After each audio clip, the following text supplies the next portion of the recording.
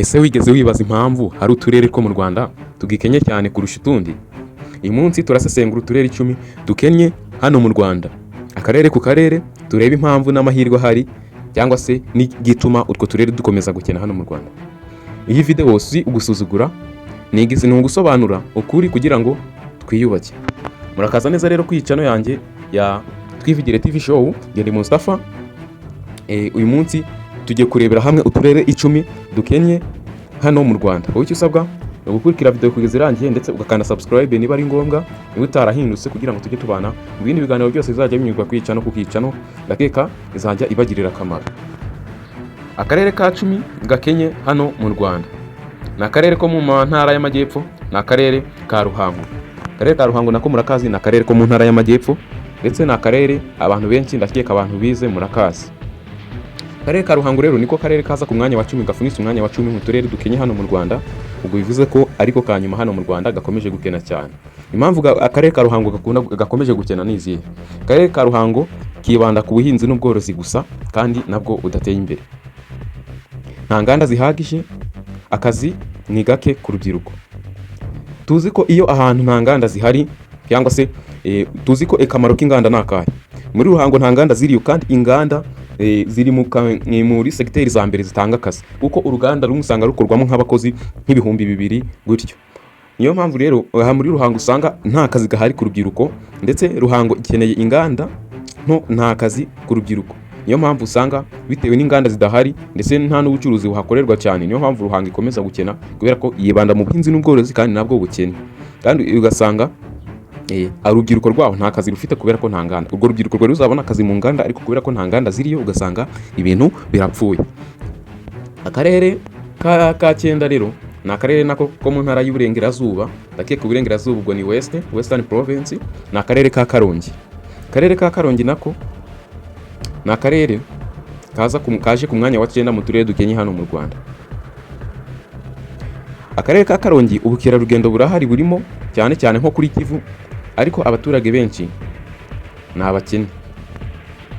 Amahirwe ahari nayo ntabwo agera kuri bose, iterambere rirahari ariko ntirigera ku baturage bose. Ni ukuvuga ngo Karongi ifite ubukerarugendo burahari kuri Kivu, ariko abaturage bose abenshi barakennye kubera ko amahirwe ntagera kuri bose. Cyane cyane ba bantu begereye kuri Kivu nibo babona amahirwe, ariko abatahegereye nta mahirwe babona kubera yuko Kivu niyo ibateje imbere cyangwa se nikorerwa ubukerarugendo ugereranyije no mu tundi duce twa Karongi.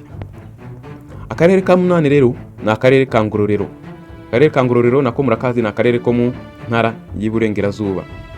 Akarere ka Ngororero ni akarere gakunda kurangwa n'imisozi myinshi, abaturage benshi barakenye, ibyanya bike by'ishoramari. Akarere ka Ngororero bitewe n'imisozi kagira ndetse no kuba abaturage benshi bakennye, bituma akarere ka Ngororero kasa ku mwanya wa 8 mu turere dukennye. Ngororero ifite ubushake ariko ikeneye ishoramari. Muri Ngororero bafite ubushake bwo gukora cyangwa se bafite inyota yo gukora ngo bave mu kigero kimwe bajye mu kindi, ariko nta shoramari bikorerwayo kubera imisozi haba, ndetse mu biziko imisozi ibangamira ibikorwa by'ubukungu byinshi, cyane cyane nk'imihanda, cyane cyane nk'ubucuruzi, cyane cyane nk'imijyi ndetse n'ibindi. Gusa mbere yuko tujya ku karere ka 7, reba neza niba wakoze subscribe kandi like, wandike no muri comment n'ikindi kintu kwaza gufasha muri video y'utaha. Akarere ka 7 rero ni akarere ka Burera. Akarere ka Burera ni akarere musanga mu ntara y'Amajyaruguru.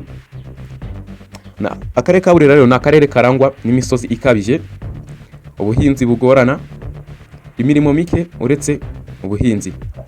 Akarere ka Burera ni ka karere usanga imirimo ari mikeya, ugasanga bibanda ku buhinzi ndetse nta shoramari hafite, nta terambere mu bucuruzi hafite, kandi ugasanga hari imisozi ikabije cyane ku buryo n'umuntu gushora y'imari aba ari kuvuga ati isaha n'isaha yahomba. Niyo mpamvu Burera ikennye ikoranabuhanga mu buhinzi. Wenda cyaze iyo uza kugira ngo Burera ifite ikoranabuhanga mu buhinzi, byari kuzabafasha gutera imbere cyangwa se guteza imbere akarere kabo, kubera yuko ubuhinzi babukora nk'ubwa kera, mbese babukora ntago babukorana bw'umwuga, ntago bakora ubuhinzi bw'umwuga. Niyo mpamvu akarere ka Burera kaza mu turere 10 dukenye hano mu Rwanda, aho kafashe umwanya wa 7. Akarere ka 6 rero ni akarere ko mu ntara y'Amajyaruguru, ni akarere ka Gakenke. Akarere ka Gakenke ni akarere gaherereye mu ntara y'Amajyaruguru, ndakeka abantu benshi murakazi, aho kagira abaturage benshi cyane, kakagira ubutaka buto. Birumvikana ko niba akarere gafite abaturage benshi, byanga byakunda ubutaka buzaba butoya, kuko uko bari kujya bavuka niko bakenera aho guhinga. Ubuhinzi budatanga umusaruro uhagije, kuko birumvikana niba ubutaka bafite ari butoya, n'ubuhinzi bwabo ntabwo buzatanga umusaruro uhagije, kubera yuko niba aho bari bakwiye guhinga hatuwe, birumvikana ko nta musaruro uzaboneka, kubera yuko aho bagakwiye guhinga hatuwe n'abantu. Gakenke rero ikennye imirimo y'ubuhinzi. Ubuhinzi bwaho ikintu bakwiye gukora ni ukongera ubuhinzi, cyangwa se ni ukongera ubuhinzi. Niba bakoraga nubwo ubutaka ari butoya, ariko bagashyiramo techniques cyangwa se bagakoresha ikoranabuhanga mu buhinzi bwabo, kugira ngo babashe gukenura akarere kabo.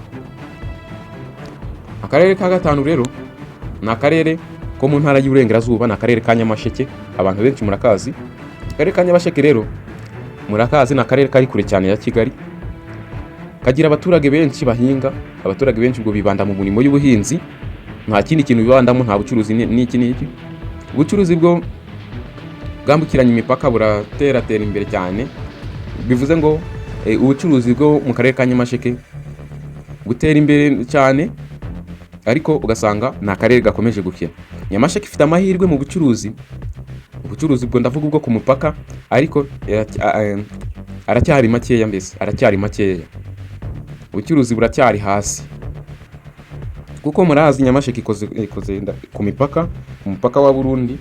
Niyo mpamvu Nyamasheke ubucuruzi ifite amahirwe, nubwo atari menshi cyane, ariko ugasanga iracyakomeje gukena, bitewe n'uko abaturage benshi barahinga, nta kindi kintu bumva bakora. Kandi nabwo ugasanga nubwo bahingira home consumption, nibyo kwirira mu rugo, ntago bajyana ku isoko. Niyo mpamvu akarere ka Nyamasheke kari ku mwanya wa 5 mu turere dukennye hano mu Rwanda. Ubwo birumvikana ko akarere ka 10 twahereyeho niko karere ka nyuma mu turere dukennye. Ubwo uko turi kuza tujya imbere, niko turere turi kujya kwisumburaho, cyangwa se turi kurusha utundi, uko biri turi kujya gutera imbere ugereranyije nako twavuyeho ka 10. Guys, rero reka dusimbukire ku karere ka 4. Ni akarere ko mu ntara y'Iburengerazuba, akarere kazwiho nka Rutsiro. Imisozi n'ibiyaga byinshi muri Rutsiro niho wabisanga. Imihanda yahiragoye bya hatari, ku buryo kunyuzamo imodoka yawe nabyo byakugora. Ubuhinzi n'uburobyi byibasiwe ibikorwa remezo bikeya. Ubuhinzi n'uburobyi rero bwo muri Rutsiro bwabuze ibikorwa remezo. Bivuze ngo nubwo muri Rutsiro harimo uburobyi, nta bikorwa remezo bufite. Kuvuga ngo wenda niba warobye urabona ahantu ugurisha umusaruro wawe wavuye mu mafi, wenda ntabwo urabona ahantu ugurisha amafi yawe, bitewe nuko nta mihanda ihari urakoresha wenda ngo utege akamoto kakugeza aho uri buze kugurishiriza, nta soko ntaki. Niyo mpamvu cyangwa se waba wejeje nk'ibishyimbo cyangwa se nk'amashaza, ukabura ahantu yagurishiriza kubera kubura transport, kubura imihanda unyuzamo umusaruro wawe. Bityo rero bigatuma abaturage baho ngaho babura ukuntu babona amafaranga avuye mu buhinzi bityo bigatuma bikenesha akarere kabo. Akarere ka gatatu rero ni akarere ko mu ntara y'Amajyepfo, ndakeka benshi murakazi, ni akarere ka Gisagara. Akarere ka Gisagara ni akarere gakunda kurangwa ubuhinzi bwa kawa ndetse n'ibirayi. Gusa nubwo gahinga ibirayi ndetse na kawa, nta nganda zihagije zitunganya umusaruro kagira. Amahirwe ahari ni makeya y'akazi ku rubyiruko, kubera ko nta nganda zihari, kuko inganda ziri muri segiteri mu Rwanda zitanga akazi ku bantu benshi hano mu Rwanda. Uwo niba usanga uruganda rumwe rukoramo abakozi 2,000, urumva abakozi 2,000 ahantu bavuye baba ari abantu benshi. Bivuze ngo iyo Gisagara iza kugira inganda zihagije, kuko ifite n'ubuhinzi bwa kawa n'ibirayi, uko biri urubyiruko rwari ruzabona akazi. Uko biri ugasanga abari unemployed nibo bake bigereranyije n'abari employed. Umusaruro urahari, usanga ibirayi byera ndetse na kawa umusaruro uba uri hejuru, ariko inyungu zo ziracyari nkeya. Reka dusimbukire ku karere ka 2 mu turere dukenya hano mu Rwanda. Ni akarere ka Nyamagabe. Nyamagabe nayo murayizi, ni akarere kari mu ntara y'Amajyepfo, aho ni akarere karangwa n'imisozi miremire, ubuhinzi budatanga umusaruro munini, abantu benshi batunzwe n'ubuhinzi ni inganda nkeya cyane. Akarere ka Nyamagabe karangwa n'imisozi miremire, uburyo usanga abashoramari badashobora kujya gushora bitewe nuko nta buhinzi buriyo bugezweho, kandi ni imisozi gusa. Ahantu y'imisozi rero abantu barahatinya kubera yuko baravuga ati nshobora gushora business yanjye ugasanga irahombe bitewe n'isuri yaho y'imisozi n'iki n'iki. Akarere ka Nyamagabe rero bivuze ngo iyo uza kugira ngo nako gafite inganda nyinshi, kuko gafite inganda nkeya kuko biri kari kazikenura ugereranyije, kuko inganda zifitiye runini urubyiruko binyuze mu gutanga akazi ndetse no kugabanya umubare munini w'abashomeri. Nyamagabe rero ikeneye ishoramari mu buhinzi bugezweho, bivuze ngo ikeneye ishoramari muri tekinoloji y'ubuhinzi, kuvuga ngo cyangwa se ikeneye abashoramari bashora mu buhinzi bwabo kugira ngo babateze imbere. Mbere yuko dusimukira rero ku karere ka mbere, reka ngusabe wandike muri comment, ese iki cyegeranyo cyangwa se iri sesengura uri kuryumva ute? Ese koko urumva hari akarere twasizemo kaba katarimo, cyangwa se hari akarere twasizemo kaba gakwiye kuvamo, cyangwa se hari akandi dukwiye kongeramo, kugira ngo tumenye uko ibintu byifashe. Akarere ka mbere rero ni akarere ka Nyaruguru, ubwo bivuze ngo niko gasumba turiya rwose, uko biri ko kari mu nzira y'amajyambere, kari gutera imbere. Akarere ka Nyaruguru rero ni akarere kari mu ntara y'Amajyepfo, abenshi bahazi nka Kibeho. Ni akarere kari kure cyane ya Kigali, imisozi myinshi n'imihanda mibi. Ubuhinzi bukennye bwo kwitunga, ibigori, ibishyimbo, ndetse amahirwe make y'akazi n'ishoramari. Nyaruguru ifite abaturage bafite ubushake, ariko amahirwe aracyari makeya cyane. Niyo mpamvu Nyaruguru nayo iza ku mwanya wa mbere w'uturere dukennye hano mu Rwanda. Reka nkwisabire wowe wakurikirana iyi video, gusa nkwibutsa ko iyi video igamije gusobanura ukuri k'ubukungu bw'uturere, si ugusuzugura. Ngazi rero reka ngusezereho, mbonereho no kukwifuriza umunsi mwiza wowe urebye iyi video. Nkwibutsa niba iyi video hari ikintu ikunguye cyangwa se hari umumaro ikugiriye, kanda subscribe, ufungure inzogera, wandike no muri comment uburyo wowe wiyumvishe, kugira ngo tuze tubana mu biganiro bya buri munsi. Njye ni Mustafa, iyi ni Twivugire TV. Murakoze, reka mbonereho no kukwifuriza umunsi mwiza wowe tumaze kurebana iyi video. Thank you, Imana ikomeze ibarinde kabisa.